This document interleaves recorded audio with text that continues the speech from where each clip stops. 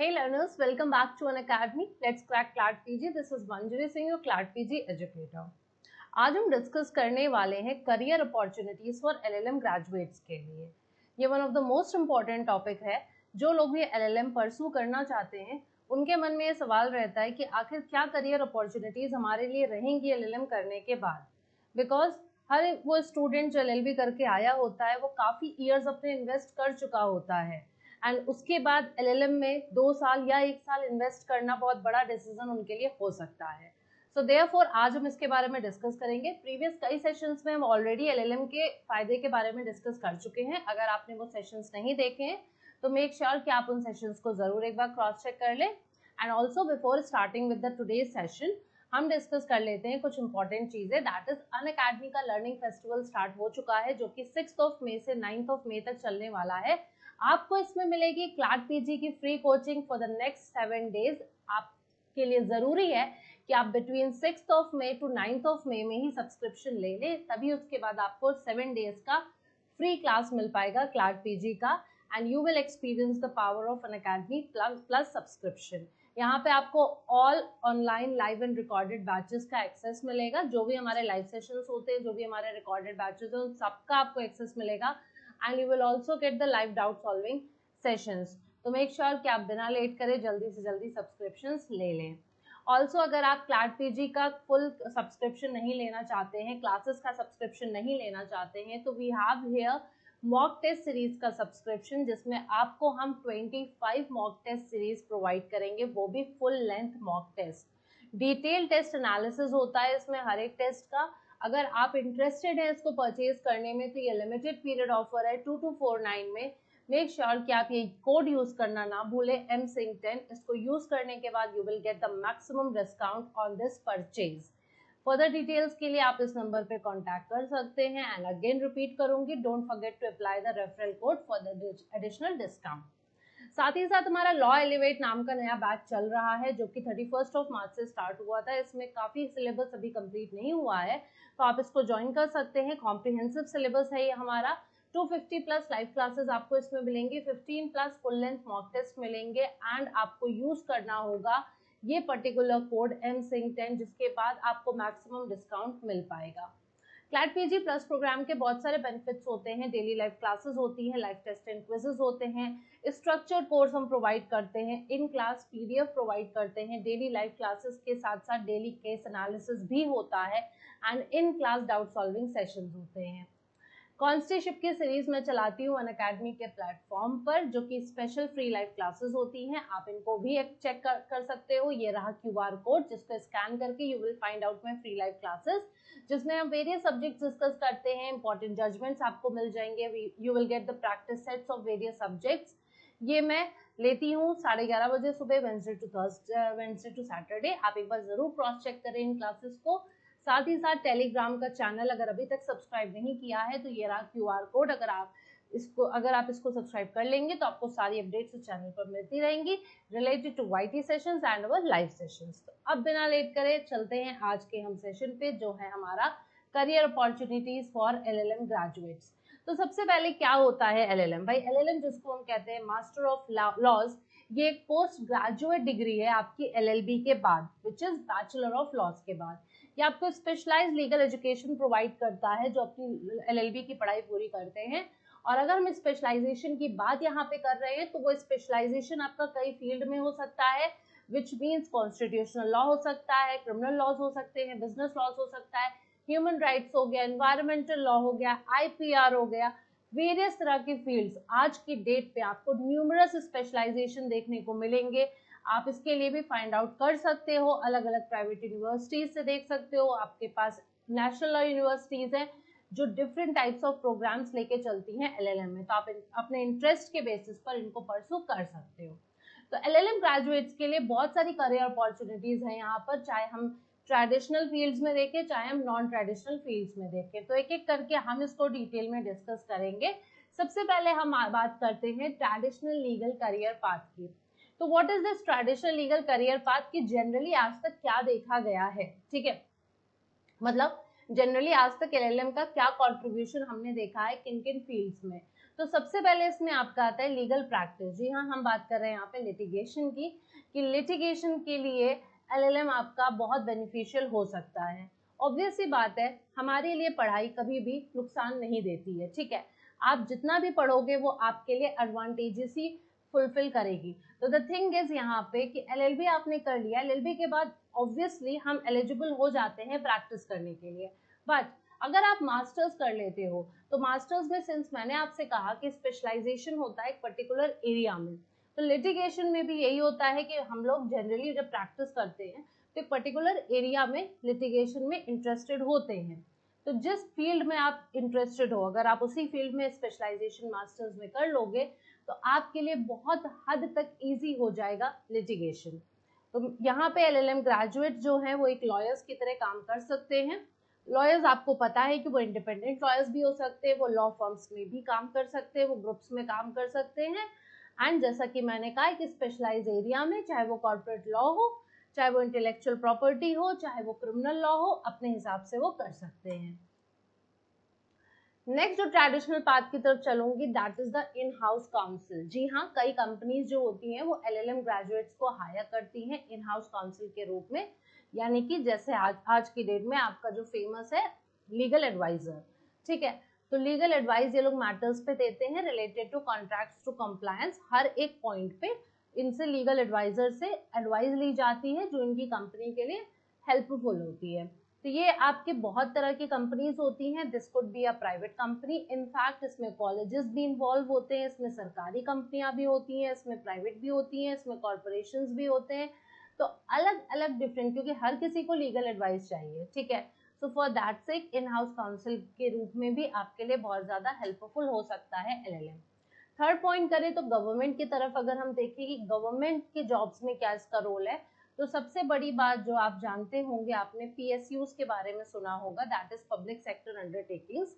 और CLAT PG का paper जिसको हम लोग टारगेट करते हैं, ठीक है, हम लोग उसकी प्रिपरेशन कराते हैं। तो क्लैट PG का पेपर देके आप PSU में एडमिशन ले PSU में जॉब कर सकते हो। क्या प्रोसेस होता है बेसिकली, तो क्लैट PG का पेपर आपको देना पड़ता है एंड जिसके बाद आपको टॉप रैंक्स में आना होता है। रैंक्स कोई स्पेसिफिक नहीं है क्योंकि दैट डिपेंड्स कि कितने स्टूडेंट है जो LLM में एडमिशन ले रहे हैं और कितने स्टूडेंट्स हैं PSU वाले। बट जनरली आपको टॉप 100 में अगर आप आते हो तो आपके चांसेस होते हैं, और अगर आप टॉप 50 में हो तो डेफिनेटली आपके चांसेस हैं ही। टॉप 100 में इसलिए बोल रही हूँ क्योंकि जैसा कि मैंने कहा कई स्टूडेंट्स LLM वाले होते हैं, अगर वो टॉप रैंकर्स में आ जाते हैं तो फिर वो सीट्स उनकी खाली चली जाती है, जो कि PSU की रैंक पर नीचे कट ऑफ चली जाती है। तो इसलिए मैं ऐसा कह रही हूँ। तो PSU एक बहुत अच्छी जॉब है, बहुत अच्छा करियर ऑप्शन हो सकता है आप लोगों के लिए। तो गवर्नमेंट एजेंसीज में आप अपना करियर परस्यू कर सकते हो। साथ ही साथ और भी जगह होती हैं, लाइक मिनिस्ट्रीज में होती है, मिनिस्ट्री ऑफ होम अफेयर्स है आपका, ठीक है। अलग अलग जो मिनिस्ट्रीज आपकी हैं उसमें डिफरेंट टाइप्स ऑफ गवर्नमेंट के प्रोजेक्ट्स आते हैं जिनको आप प्रोजेक्ट के अंडर काम कर सकते हो अगर आप स्पेशलाइज्ड हो पर्टिकुलर एरिया में। You just have to find out कि आपका क्या इंटरेस्ट है और आप किस तरीके से कहाँ पे जाके काम कर सकते हो। यहाँ पे जैसा कि policy development and public interest law लिखा हुआ है, तो विच मीन्स जो मैंने आपको मिनिस्ट्री वाले ऑप्शंस बताए हैं वो सब आप परसू कर सकते हो, गवर्नमेंट के ऑप्शन है ये।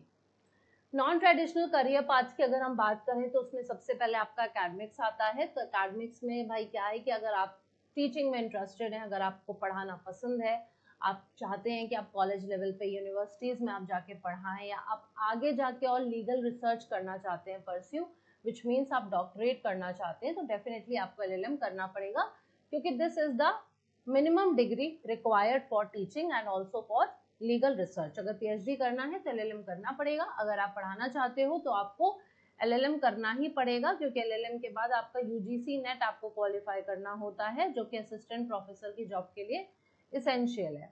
तो this is the minimum requirement, तो फॉर दैट सेक आपको LLM करना चाहिए। And believe me this is very much interesting option जिसमें आप अपना करियर बना सकते हो।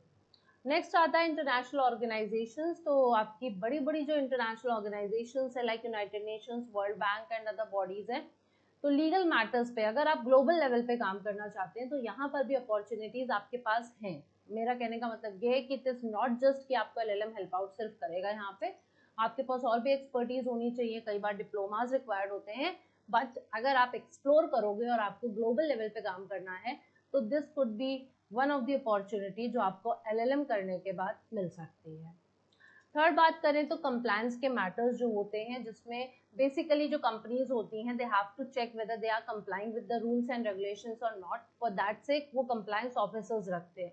तो उन कंप्लायंस ऑफिसर्स के केस में भी वो डिमांड करते हैं एलएलएम ग्रेजुएट्स। तो कई बार क्या हो सकता है कि आपके लिए यहाँ पे अपॉर्चुनिटी हो सकती है, जैसा कि मैंने कहा ऑलरेडी कि कंपनीज जो वगैरह हैं वहां पर एलएलएम ग्रेजुएट्स के लिए बहुत अपॉर्चुनिटीज हैं, ठीक है। ऐसा हो सकता है कि स्टार्टिंग में आपको थोड़ा कम एक्सप्लोर करने को मिले, बट एक शुरुआत के लिए अच्छा होता है। धीरे धीरे आप वहां पर जब एक्सपर्टीज पाएंगे तो आपके लिए एक अच्छा ऑप्शन खुल जाएगा, जहां से फिर आप आगे बढ़ सकते हैं, आपको और बेटर अपॉर्चुनिटीज मिल सकती हैं। नेक्स्ट अगर मैं बात करूं स्पेशलाइज्ड एरियाज क्या हो सकते हैं एलएलएम ग्रेजुएट्स के लिए, तो सिंस मैंने कहा कि बहुत नए नए ऑप्शंस ओपन हो गए हैं एलएलएम ग्रेजुएट्स के लिए आज की डेट में, बहुत सारी नई फील्ड्स में ग्रेजुएशन पीजी करवाया जा रहा है एलएलएम में, ठीक है। जैसा कि मैंने नाम लिया आपका एनवायरनमेंट है, एडीआर है, आईपीआर है, टैक्स लॉ हो गया, ह्यूमन राइट्स हो गया। तो पहले क्या होता था कि ये सब एक ब्रॉड लेवल पे कवर किए जाते थे, बट अब एक अलग अलग स्पेसिफिक इनमें भी ब्रांचेस बन गई हैं जिसमें ग्रेजुएशन यानी कि पीजी करवाया जा रहा है। तो सबसे पहले आपका जो एक स्पेशलाइज एरिया है दैट इज जो आपके बहुत काम आ सकता है दैट इज टैक्स लॉ। तो अगर आप टैक्स लॉ में ग्रेजुएशन करते हैं यानी पीजी करते हैं तो आप एक टैक्स कंसल्टेंट की तरह काम कर सकते हैं, एडवाइजर्स की तरह, इन हाउस काउंसिल हो सकते हैं मल्टीनेशनल कॉर्पोरेशंस के लिए। सिंस मतलब मैंने जैसा कि कहा कि आप कंपनी और कॉर्पोरेशन में बहुत अच्छा कंट्रीब्यूट कर सकते हैं अगर आप इसमें स्पेशलाइज्ड होते हैं, ठीक है। ऑल्सो आपने सुना होगा जब आपका जीएसटी वगैरह का अमेंडमेंट आया था तो जीएसटी के कोर्सेज भी चालू हुए थे, तो ये उसी तरीके से काम करता है। लोग जैसे होते हैं वो अगर लॉ की फील्ड से नहीं भी हैं और अगर वो जीएसटी में कुछ स्पेशलाइजेशन डिप्लोमा वगैरह कर लेते हैं तो वो भी जैसे कि हेल्प कर सकते हैं। इन द सेम वे आप अगर टैक्स लॉ में कर लेंगे तो आप भी हेल्प कर सकते हैं। नेक्स्ट आता है ह्यूमन राइट्स लॉ। तो ह्यूमन राइट्स लॉ पे बहुत ज़्यादा फोकस आजकल चल रहा है। नॉन प्रॉफिट ऑर्गेनाइजेशंस के लिए आप काम कर सकते हैं, गवर्नमेंट एजेंसीज के लिए आप काम कर सकते हो, इंटरनेशनल बॉडीज के लिए काम कर सकते हो जो कि ह्यूमन राइट्स के लिए एडवोकेट करती हैं। आपने इंटरनेशनल लेवल पे देखा होगा कि ह्यूमन राइट्स का स्कोप बहुत ज़्यादा है, बहुत सारी बॉडीज हैं जो इन पे काम करती हैं, तो आप उनके साथ एसोसिएट होकर काम कर सकते हैं। नेक्स्ट एनवायरमेंटल लॉ आपके लिए इंपॉर्टेंट है। तो एलएलएम ग्रेजुएट जो है स्पेशलाइज अगर होते हैं एनवायरमेंटल लॉ में तो वो गवर्नमेंट एजेंसीज में काम कर सकते हैं, नॉन प्रॉफिट ऑर्गेनाइजेशन अगेन, क्योंकि अगेन ये बहुत बड़ा आपका ऐसा मैटर है बेसिकली जो कि for the benefit of society है। तो यहाँ पे आप नॉन प्रॉफिट ऑर्गेनाइजेशंस के साथ काम कर सकते हो। अगेन कुछ प्राइवेट कंपनीज हो सकती है जो एनवायरमेंटल कंप्लायंस और सस्टेनेबिलिटी पे काम करती हैं, उनके साथ कर सकते हो। साथ ही साथ कई सारे गवर्नमेंट प्रोजेक्ट्स आते हैं जिनके साथ आप काम कर सकते हो अगर आप एलएलएम ग्रेजुएट्स हो। जी हाँ, कई सारे यूनिवर्सिटी लेवल पे कई बार टीचर्स के पास प्रोजेक्ट्स आते हैं, आप उनके साथ एसोसिएट होकर काम कर सकते हो। तो डेफिनेटली वहाँ पे एलएलएम ग्रेजुएट ही मांगा जाता है। तो अगर मैं यहाँ पे ब्रीफ में बात करूँ तो करियर अपॉर्चुनिटीज एलएलएम ग्रेजुएट्स के लिए बहुत ज़्यादा है। Just you have to find out, ठीक है। आपको इंटरेस्ट दिखाना पड़ेगा, आपको सोच समझ के स्पेशलाइजेशन लेना पड़ेगा अपने आगे के फ्यूचर को देखते हुए कि क्या ऑप्शंस अवेलेबल हैं आपके लिए traditional legal roles and non traditional legal roles में, एंड कौन सा स्पेशलाइज्ड एरिया लॉ का हो सकता है जिसमें आप इंटरेस्टेड हो। अगर आप एलएलएम परसू करते हो तो डेफिनेटली वो आपके लिए और दरवाजे ही खोलेगा, आपके और करियर पाथ में हेल्प करेगा, ठीक है, जिससे कि आपकी और प्रोफेशनल अपॉर्चुनिटीज आपको कल को आगे की मिलेंगी। सिंस मैंने पिछले भी वीडियो में डिस्कस किया था कि अगर आप एलएलएम करते हो तो whether you are going to be in judiciary, आप लिटिगेशन में हो या आप एकेडमिक्स में हो, ये आपको हर तरह से हेल्प करेगा, क्योंकि मास्टर्स डिग्री होना एक पर्टिकुलर प्रोग्राम में ये आपकी नॉलेज को एनहांस करता है, आपको और प्रोफेशनल बनाता है। तो definitely this is going to be a very beneficial for your career. तो मेरी एडवाइस हमेशा ये रहेगी कि आप कोई भी करियर परस्यू करना चाहते हो लेकिन मेक श्योर कि आप एलएलएम जरूर करें, लेकिन अगेन स्पेशलाइजेशन अपना सोच समझ के चूज करें, क्योंकि उसी के बाद आपका फ्यूचर डिसाइड होगा। So that's it from my side for today. Thank you so much. I hope आपको वीडियो पसंद आया होगा। लाइक जरूर करिएगा, अपने फ्रेंड्स के साथ शेयर करना मत भूलना, और अगर अभी तक चैनल को सब्सक्राइब नहीं किया है तो फटाफट से सब्सक्राइब कर दीजिए। Thank you so much. मिलते हैं नेक्स्ट सेशन में। Bye bye, take care.